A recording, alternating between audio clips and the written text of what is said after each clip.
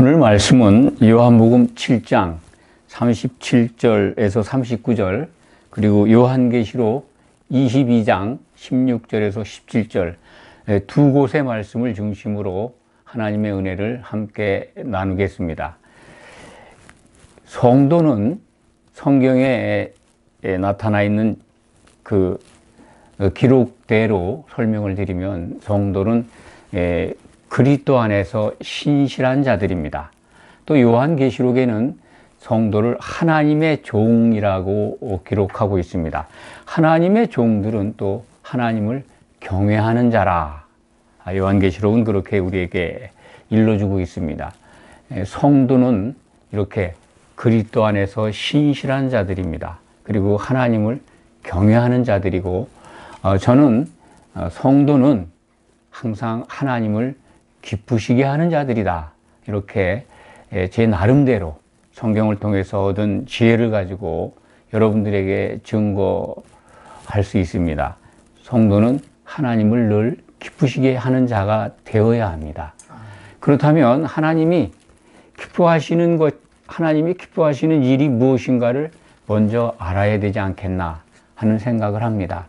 하나님이 기뻐하시는 것, 그것은 성경에 기록되어 있습니다. 성경에서 모든 그러한 의문점들을 찾아갈 수가 있습니다. 에베소서 1장 4절에서 6절 사이에는 하나님이 기뻐하시는 것이 무엇인가, 그리고 그 기뻐하시는 계획을 언제 세웠나 하는 것을 우리에게 일러주십니다. 하나님은 창세전에 기뻐하시면서 뜻을 세우셨습니다. 그 기뻐하시면서 세우신 뜻은 그리스도 안에서 그리스도로 말미암아 하나님의 자녀들, 하나님의 아들들을 얻는 것입니다. 그것으로 끝나는 것이 아니라 그 얻어진 하나님의 아들들 가운데서 이기는 자들로 하여금 찬송을 받으시려고 하는 그러한 계획을 세우셨습니다. 이기는 자라고 에베소서 그 성경 속에는 기록되어 있지 않지만은 성경의 끝책인 요한계시록에 가면은 이기는 자들이 하나님을 찬송하고 있습니다. 하나님은 창세전에 세우신 그 뜻의 마지막 부분이 뭐냐면 찬송 받으시겠다는 겁니다. 사람들 가운데에서 사람들을 택하고 부르셔서 그리스도로 말미암아라는 뜻을 좀 설명을 드리면, 예수님이 사람이 되셔서, 하나님이 사람이 되셔서 피를 흘리고 죽고 부활하신 선악을 경험해야 하겠다는 하나님의 뜻을 따라서 하나님의 그 아버지 하나님의 말씀에 설득당해서 사람으로 오셨고 죽고 부활하셔서 맏아들이 되심으로, 장자가 되심으로, 하나님의 장자가 되심으로 우리들이 하나님의 아들들이 되는 길을 열어주신 겁니다. 그것이 하나님이 창세전에 기뻐하시면서 세우신 뜻을 이루신 것입니다. 이루어가고 계십니다. 하나님은 그 일을 위해서 쉬지 않고 일하고 계십니다.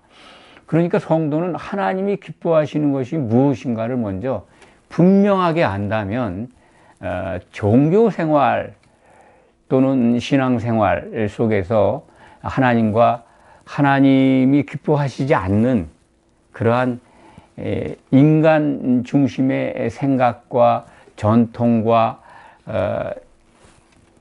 자기들 나름대로 해석한 방법에 의해서 신앙생활을 하지 않을 것입니다. 과연 내가 하는 종교생활, 종교행위가 하나님을 기쁘시게 하는 일인가? 하나님의 뜻이 이루어가는데 어떠한 평가라고 하면 좀 이상합니다만 어떻게 받아들이는 것인가? 그러니까 우리 종교생활들 또는 신앙생활들 속에 과연 이것이 하나님이 기뻐하시는 일들인가 하는 것을 잘 생각하면서 하게 된다는 것입니다. 여러분들, 우리는 신앙의 선배들을 통해서 또는 성경 해석자들을 통해서, 그리고 교회에 세워진 목사님들을 통해서 우리는 전통적인 신앙의 방법들을 답습하면서 그것을 따라왔습니다. 뭐 그것들이 아주 훌륭하고 또 우리가 본받을 것들이 많이 있습니다만 사람들의 생각과 또 성경적이지 않은 것들이 접목이 돼서 필요하지 않은 것들, 바람직하지 않은 것들이 전통으로 굳어져 와 있는 것도 상당히 많이 있습니다. 하나님의 기쁨과 하나님의 뜻과는 별로 상관이 없는 그런 것들에 너무 빠져 있는 것들이 우리들의 신앙생활 속에서 너무나 오랜 기간 동안 행해져 오고 있다 하는 것을 우리가 살펴볼 수 있다고 봅니다. 성경을 통해서 보면 그런 것들을 발견하게 됩니다. 과연 하나님이 기뻐하시면서 세우신 뜻은 우리가 하나님의 아들들로 부름을 받아서 우리가 한 몸을 이루어서 그리스도의 짝인 교회로 세워지는 것, 그래서 하나님을 향해서 주님과 더불어 찬송하는 것인데, 과연 그것을 위해서 우리가 지금 신앙생활을 올바로 하고 있는가? 하나님의 목적이, 하나님의 뜻이 찬송받는 것인데 어디서 찬송받는 것이냐 하는 것을 성경은 우리에게 일러주고 있습니다. 아들들이 되어서 교회로 우리가 지금 들어와 있습니다. 우리가 교회에 들어온 성도들이 하나가 되어야 한다는 것은 예수님이 겟세마네 동산에서 하신 기도를 통해서 알 수가 있습니다. 우리들은 잘 알고 있습니다. 요한복음 17장에 이른바 대제사장의 기도라고 알고 있습니다. 참 땀방울이 핏방울이 되도록 하나님 아버지를 향해서 기도하신 내용, 핵심은 사도들을 위해서 기도한 것이고, 또 사도들의 말을 듣고 예수님을 믿게 될 우리들, 성도들을 위해서 기도하셨습니다. 그 기도의 내용은 하나 되는 것입니다. 사도들이 하나 되고, 사도들이 기초석이 된 그 위에 성도들이 하나가 되어서 예수님의 몸인 교회로 완성되는 것, 그것을 하나님은 원하고 계시고 그 완성을 위해서 쉬지 않고 일하고 계시다.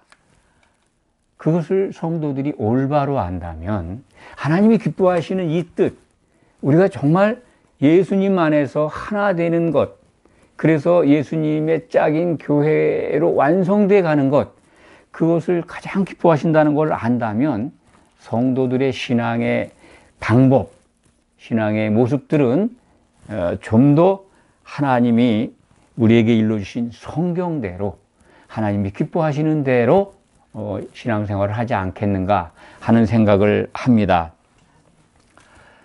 하나님께서는 그 일을 위해서 약속을 하셨습니다. 예수님은 그 아버지께서 약속하신 것이라고 우리에게 일러주십니다. 그것은 성령을 보내주시겠다는 것입니다. 하나님이 세우신 목적, 하나님이 얻고자 하시는 교회, 그것을 이루시기 위해서 성령을 보내주신다고 약속하셨습니다. 그래서 예수님이 부활 승천하신 다음에 오순절에 성령을 우리에게 보내주셨습니다. 성령은 성경의 여러 가지 성령에 대해서 예수님도 직접 설명을 해 주셨고, 사도들도 우리들에게 예수님으로부터 받은 지혜대로, 말씀대로 기록을 남겨서 우리가 성령에 대해서는 아주 자세히 잘 알고 있습니다. 예수님은 성령을 보혜사, 우리말로 쉽게 번역을 하면 변호사라는 뜻이랍니다. 우리 성도들을 도우려고 하나님께서 보내신 하나님의 영이죠. 그리고 진리의 영이고 예수의 이름으로 오신 분이고, 그리고 성령은 사도들에게서 우리가 발견합니다만 하나 되게 하시는 분이다. 그러니까 하나 되게 하시는 분을 예수님의 기도대로 우리가 하나 되어야 되니까, 성도들이 한 몸을 이루어야 하나님을 기쁘시게 하는 거니까 성령을 보내주신 겁니다. 성령은 그러니까 교회 안에 역사하시는 분입니다. 에베소서 1장 23절에 기록된 말씀을 보면 우리말 번역은 매우 어렵습니다. 만물 가운데 만물을 충만케 하시는 이의 충만이니라 이렇게 기록이 되어 있는데 그 만물을 전에도 말씀을 드렸습니다. 만물을 성도라고 표현하신 것인데 우리말 번역이 만물, 우주의 뭐 사람뿐만이 아니라 모든 천지 만물을 갖다가 이렇게 만물로 이해하도록 인식하도록 번역을 너무 포괄적으로 해 놓았습니다. 그 성도로 보시면 틀림이 없습니다. 성도들 가운데 성도들을 충만케 하시는 바로 그 성령이 충만한 곳이 교회라는 뜻입니다. 에베소서 1장 24절의 말씀은 그렇습니다. 성령이 하시는 일을 정확하게 그렇게 표현을 해 주셨습니다. 또 고린도전서 12장 13절은 우리가 다 한 성령으로 세례를 받았다. 한 성령으로 한 성령에 의해서 잠겨졌다. 그리고 한 성령을 마시게 되었다라는 말씀이 기록되어 있습니다. 고린도전서 12장 13절의 말씀입니다. 그러니까 성령은 마시는 분이다. 우리가 성도들이 모여서 교회에서 함께 한 성령을 마시도록 하셨다 하는 성경의 증거입니다. 성령을 각자 소유물로 인식해서는 안 됩니다. 각자 하나씩 소유하고 우리가 갖고 그분의 능력을 힘입어서 뭐 표적을 행하고 기적을 행하고 하는 그런 용도에 국한된 성령의 어떤 그 존재로 알면은 오해입니다. 성령은 마시는 성령을 우리가 어떻게 마시느냐 하는 질문도 있을 수 있습니다만 성령은 마셔본 분들은 알 수 있습니다. 알게 됩니다. 예수님이 요한복음 7장 오늘 우리가 본문으로 읽었습니다. 7장 37절에서 39절의 말씀 보면 누구든지 목마르거든 내게로 와서 마셔라 라고 외치셨습니다. 이날은 이제 유대 구약 시대니까 예수님이 오셨지만은 구약 율법과 선지자의 시대입니다. 그런데 예수님이 오신 이후 성령 세례를 받으신 이후는 이제 새로운 신약 시대가 열렸습니다. 그 사람들은 그냥 종례대로 율법과 선지자에 따라서 장막절을 섬기고 있을 때입니다. 예수님은 장막절에 늦게 올라가셨죠. 예수님은 늦게 올라가셔서 성전에서 지금 외치신 설교하신 내용이 바로 목마르거든 내게로 와서 마셔라. 이 배경을 전에 설명드린 것 같습니다. 이때 왜 물 말씀을 생수 말씀을 하셨냐 하면은 그날은 장막절에는 이 물 축제를 벌입니다. 실로암이라고 하는 데 가서 실로암이라는 데 가서 물을 길어다가 이 제단 그러니까 번제단이죠. 짐승을 잡아서 태우는 그 번제단의 주변에 물을 붓고 기념하고 축제를 벌였습니다. 그 물 축제를 하는 사람들을 보고 예수님께서 너희가 지금 이 물이 필요하고 물을 주신 하나님께 감사하고 그런 축제를 벌이는데 사실은 그것이 너희가 물을 길어오는 그 실로암 연못 그 실로암이 바로 나야. 그러니까 내게 와서 물을 떠다 마시면 돼. 그런 말씀입니다. 사람들은 그 실로암이라는 것이 구약에서부터 그 샘물이 상징하는 실로암이 나타내는 실체가 예수님인 걸 모르고 있었습니다. 구약 시대에 광야 시대에 모세가 이스라엘 백성들을 출애굽시켜서 광야에서 40년간 고난의 행군을 하게 됩니다. 하나님께서 그렇게 이스라엘 백성들을 훈련을 시키셨습니다. 그때 이 사막 가운데 무슨 물이 있었겠습니까? 그 물이 없어서 사람들이 하나님을 원망하지 않습니까? 구약 성경을 자세히 읽어보신 분들은 다 기억하실 겁니다. 자기들뿐만 아니라 짐승을 많이 키웠으니까요. 유대인들은 애굽에서 목축업을 했습니다. 우리나라 요즘 용어로 따지면 축산업이죠. 축산업에 주로 종사했던 유대인들은 가축을 많이 끌고 나왔습니다. 가축도 물을 먹어야 되지 않습니까? 물이 얼마나 중요한 건가를 그들이 이제 알았을 겁니다. 광야에 나왔을 때. 목마르니까 사람도 죽겠고 가축도 다 목말라 죽을 것 같으니까 모세와 하나님을 원망합니다. 물이 없다고. 그때 하나님께서 모세에게 이 반석을 지팡이로 쳐서 물을 내게 하라 해서 모세가 그 명령대로 반석을 쪼개서 물이 나오게 합니다. 모세가 힘으로 반석을 깬 게 아니라 하나님의 능력으로 반석이 갈라지고 큰 바위가 갈라지고 그 속에서 물이 나왔다 하는 기록을 우리는 구약 성경에서 다 익히 발견하고 배웠습니다. 신약 성경 고린도전서 제가 좀 기억이 안 나는데요. 그 반석이 바로 고린도전서 10장으로 기억이 됩니다.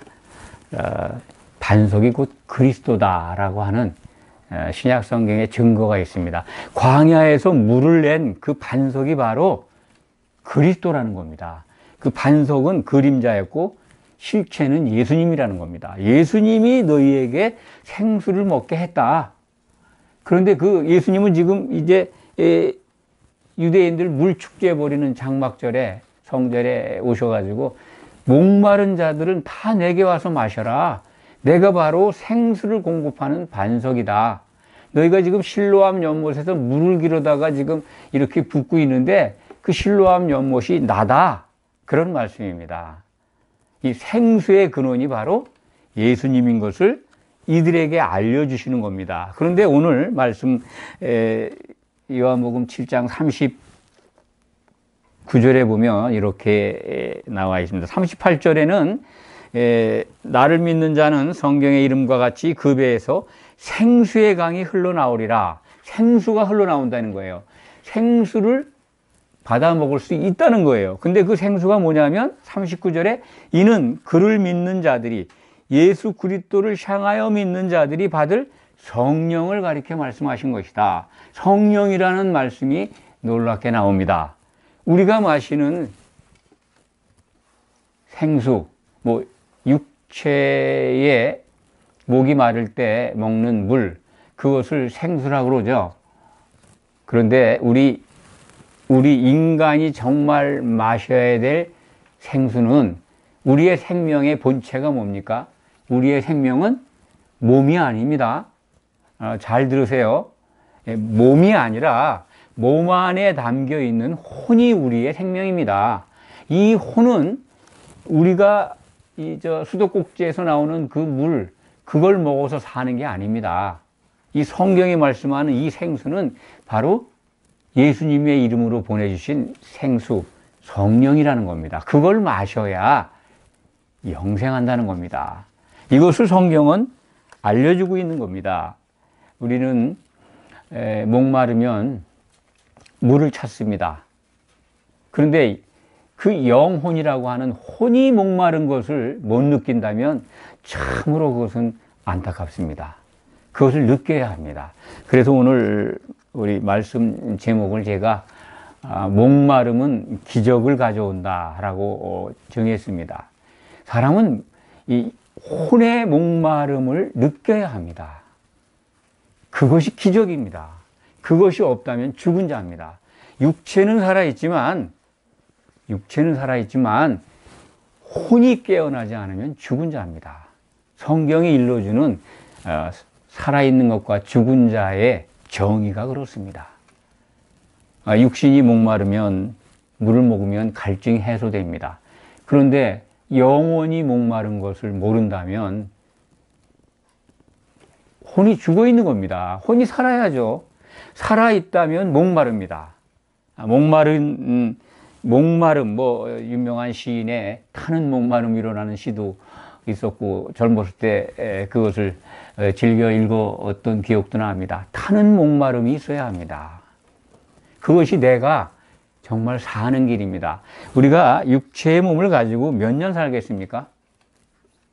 100년 이상 삽니까? 물론 100세 시대라고 하는데 100년 이상 산들 말년은 거의 병원 신세 지는 사람들이 대부분입니다. 건강하게 100년까지 산다면 굉장한 아주 행복한 장수 상태죠. 그런데 대개 100세 하지만 100세에 돌아가시는 분들 보면은 적어도 몇 년은 고통스럽게 가족들도 힘들고 본인도 힘든 그러한 육체적 삶을 하는 것을 많이 보고 있습니다.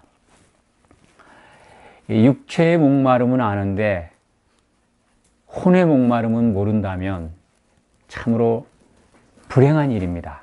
아주 안타까운 일입니다. 이것을 오늘 여러분들에게 아주 좀 더 자세하게 설명드리겠습니다. 사람은 목말라야 되는데 목마르게 되는 이 과정이 있습니다. 목마르게 되는 과정은 먼저 예수님이 우리에게 일러주신 이 거듭남의 과정을 알아야 합니다. 우리들은 이제 교회에 들어와 있는 성도라고 성도에 대한 말씀을 설교 초에 조금 전에 말씀을 드렸는데 이 성도들은 압니다. 교회에 들어와서 성도라고 하나님께 이름이 그렇게 불려지는 자들이라면 이 거듭나 있는 자들입니다.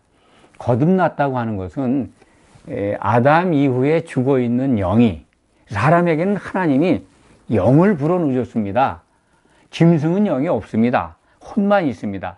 이 사람만 영을 넣어줬는데 아담이 범죄하면서 영이 죽어 있습니다. 없어진 게 아니라 기능이 정지되어 있는 겁니다. 영이 잠자고 있는데 그게 깨어나는 것, 그것이 거듭나는 겁니다. 영이 다시 태어나는 겁니다. 예수님은 요한복음 3장에 이 거듭남에 대해서 우리에게 일러주십니다. 거듭나야 되는데 거듭나는 것은 예수님이 이제 니고데모에게 하신 말씀이죠. 내가 모세가 광야에서 그 노뱀이죠. 노뱀을 만들어서 장대에 달았던 사건입니다. 그것을 바라본 사람들은 불뱀에 물린 그 이스라엘 백성들이 다 살아났습니다.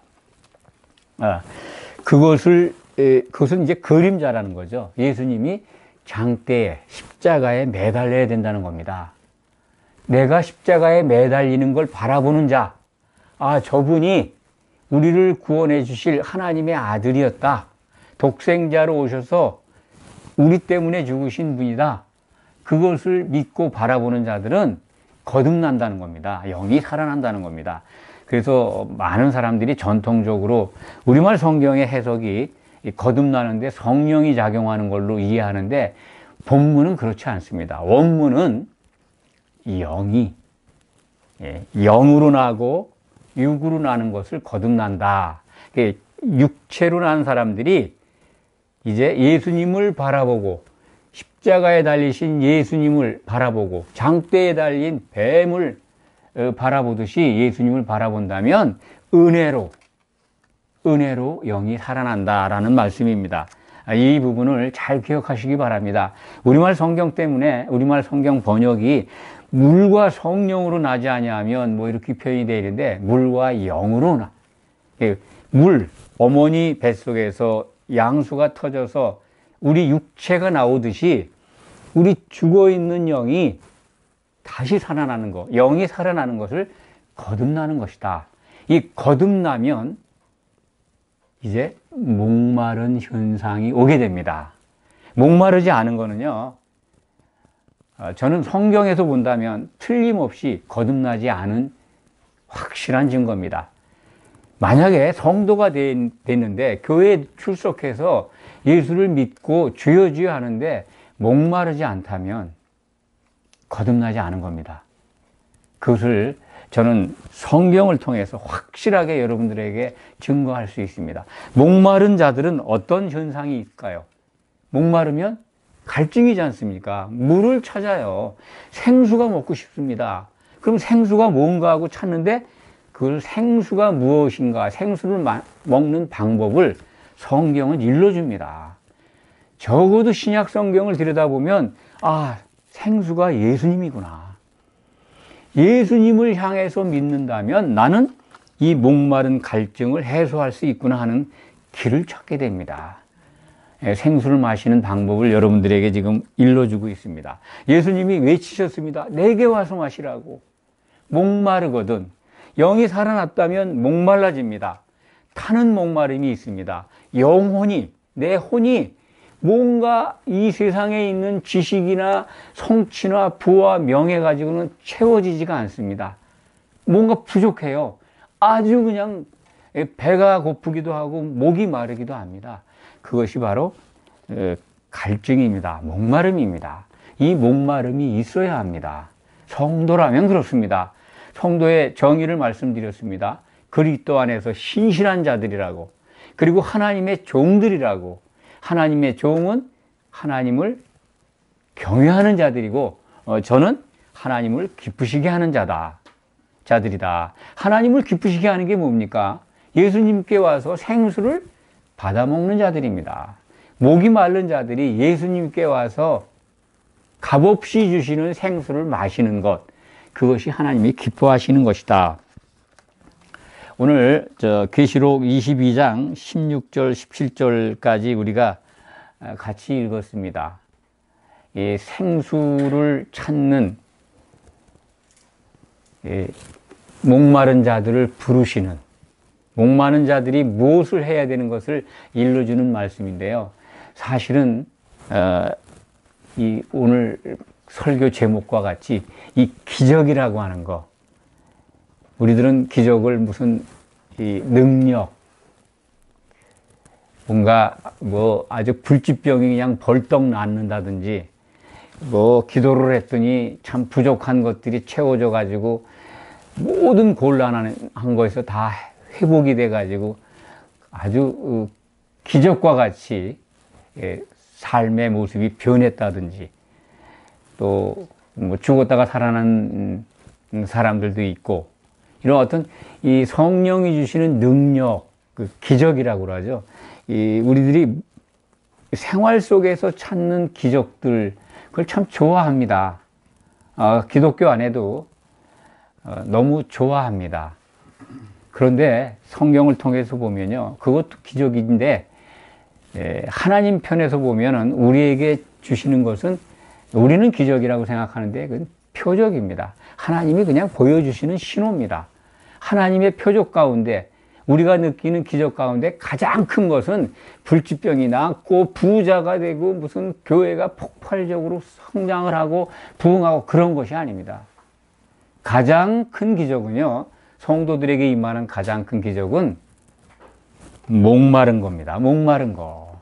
목마르면 성령 생수를 찾게 되고 생수를 마시게 되니까요. 생수를 마시면 어떤 증거가 나타납니까? 기적의 증거가 뭡니까? 그것은 성령을 마시기 때문에 성령 안에 뭐가 나타납니까? 성령 안에는 의와 평강과 실학이 나타납니다. 로마서 14장 17절의 증거입니다. 하나님의 나라는 오직 성령 안에서 의와 평강과 실학이다.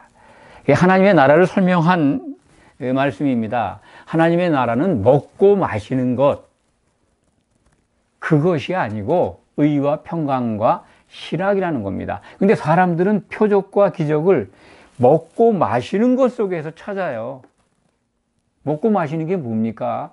먹고 마시는 거, 이 세상 것이잖아요. 물론 생존하는 데 필요한 것 중요합니다만 그 말씀을 하시는 게 아니에요. 잘 먹고 잘 입고 부자로 살고 풍족하게 살고 세상 것 누리면서 그런 것들을 바라는 나라가 하나님 나라가 아니라는 겁니다. 하나님 나라에 들어와 있습니다. 우리는 성도들은 교회에 와 있다면 하나님 나라 안에서 하나님이 기뻐하시는 일들을 하고 있는 겁니다. 그런데 우리 신앙의 전통 문화는 하나님이 기뻐하시는 것과는 다소 거리가 있는 것들에 너무 많이 빠져 있습니다. 종교 행위에 너무 많이 빠져 있습니다. 먹고 마시는 것, 세상에 속한 것, 잘 사는 것, 이 땅에서 복 받는 것, 여기에 빠져 있으니까 의와 평강과 실학은 나타나지 않는 겁니다. 목마름이 주는, 목말라서 생수를 받아 먹으면 나타나는 증거가 우리들 안에, 교회 안에 없다면 그거는 하나님의 표적이 나타나지 않은 것 아닙니까? 조금 전에 말씀을 드렸습니다. 성도들에게 가장 큰 기적, 표적을 말하라 그러면은 내게 전에 없던, 내가 목마르니까 예수님께 나와서 생수를 마시니까 의와 평강과 실학을 알게 되었다. 그것을 누리고 있다. 이거보다 더 큰 기적이 있습니까? 하나님이 주신 표적입니다. 성도들은 이것을 분명하게 누려야 합니다. 의롭다고 하는 것은 죄사함이 주는 자유함입니다. 또 평강은 하나 됐다는 거죠. 하나님과 하나가 된 겁니다. 그렇기 때문에 사람들과도 같은 생각으로 하나가 될 수 있습니다. 평화는요, 불안의 반대죠. 불안과 두려움과 공포의 반대입니다. 그것들은 나누어져 있는 겁니다. 마음이 나누어져 있기 때문에 근심, 걱정, 불안, 이것에 짓눌리는 거거든요. 참된 평화는요, 하나 되어 있는 관계입니다. 실학은 이 생수를 받아 먹은 사람들은 알 수 있는 내적, 정말 세상에서 어떠한 것도 주지 못하는 기쁨이 우리 안에 넘쳐나게 됩니다. 그것이 바로 이 생수가 흘러 넘치는 것과 같은 그런 것들로 우리는 자각할 수가 있습니다. 내 속에서 이렇게 기쁨과 평화와 자유함이 넘치는구나. 이게 바로 하나님이 주신 표적입니다. 목마름이 가져다주는 가장 큰 기적이라는 겁니다. 이해하시겠습니까? 아멘. 우리가 지금 말씀드린 걸 조금 더 강조하면 생수를 마실 수 있는 절차를 제가 말씀을 드렸습니다. 믿지 않는 분들이 교회에 들어와 있다면 이러한 과정을 통해서 생수를 마셔야 합니다. 먼저 거듭나야 합니다. 그러면 목마르게 되어 있습니다. 목마르면 생수를 찾습니다. 생수가 뭔가 하는 것은 성경에 기록이 되어 있습니다. 그걸 통해서 아주 먹고 마시는 것이 아니라 하나님 나라 안에서 성령 안에 있게 되기 때문에 한 성령을 성도들과 같이 꿀꺽꿀꺽 마시기 때문에 의와 평강과 실학을 누리게 됩니다. 성령은 내가 그냥 각자 하나씩 받아가지고 소유하고 다니면서 능력 주세요, 복 주세요, 그런 대상이 아니고 마시는 겁니다. 예수님이 그러셨잖아요. 마시라고. 그리고 오늘 요한계시록 22장 신약성경의 맨 마지막입니다. 신약성경 423쪽입니다. 한번 보시기 바랍니다. 제가 한번 다시 읽어드리겠습니다. 성령과 신부가 말씀하시기를 오라 하시는도다. 여기서 이 부분을 설명을 드리겠습니다. 이 성령이라고 기록되어 있죠. 성령은 이거는 지금 셋째 하늘에 지금 사도 요한이 영으로 올라가 있는 상황입니다. 우리들은 이해할 수도 있고 이해할 수도 없지만은 그 성령이 아니라 그 영입니다. 그 영. 그러니까 그 영과 신부가 말하기를 주여 오십시오. 원문은 그렇습니다. 주여 2인칭입니다. 당신은 오십시오 하는도다. 듣는 너희도 오십시오 하라. 목마른 자도 올 것이요 또 원하는 자는 값없이 생명수를 받으라, 생수를 받으라. 똑같은 말입니다. 요한복음 7장 39절에 기록되어 있는 생수나 요한계시록 22장 17절에 기록되어 있는 생명수나 같은 단어입니다. 번역자가 아마 한글로 번역할 때 이 책별로 나누어서 번역한 것 같습니다. 한 분은 생수로, 한 분은 생명수로. 그런 차이밖에 없습니다. 생수입니다. 생명수 같은 말. 이 성령을 받으라 그러는 얘기입니다. 생명수를 받으라. 지금 원하는 자, 아까 말씀드렸죠. 그렇습니다. 영이 거듭난 자가 타는 목마름으로 원한다면 값없이 생수를 받아 먹을 수가 있습니다. 그런데 17절 이 말씀 보면 그 영 나오죠? 그 영이 이 성령이 아니라는 말씀을 드렸습니다. 16절을 먼저 지금 설명을 드리면 나 예수는 교회들을 위하여 내 사자를 보내요. 내 사자를 보내요. 그렇게 기록되어 있죠.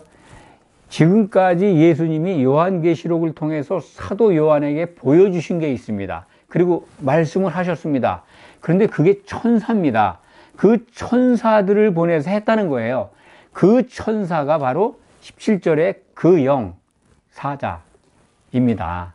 그러니까 내 사자, 그럼, my angel입니다. my angel. 예수님의 천사, 예수님이 부리는, 예수님과 똑같은 일을 했던 천사들을 통해서 교회들에게 일러줄 말씀을 하셨다는 겁니다. 이게 마지막 예언입니다. 매우 중요한, 신약 성경에서 가장 중요한 책입니다. 이것을 기준해야 모든 성경을 오해 없이 잘못 풀거나 잘못 이해하지 않게 됩니다. 그렇기 때문에 요한계시록 매우 중요한데 그 중에서 22장은 더 중요합니다. 맨 마지막 장입니다. 나 예수는 교회들을 위해서 7교회입니다. 전 세계에 있는 모든 교회가 7교회에 포함되어 있는데 이 7교회를 위해서 내 사자, 천사들을 보내서 증거했다는 겁니다.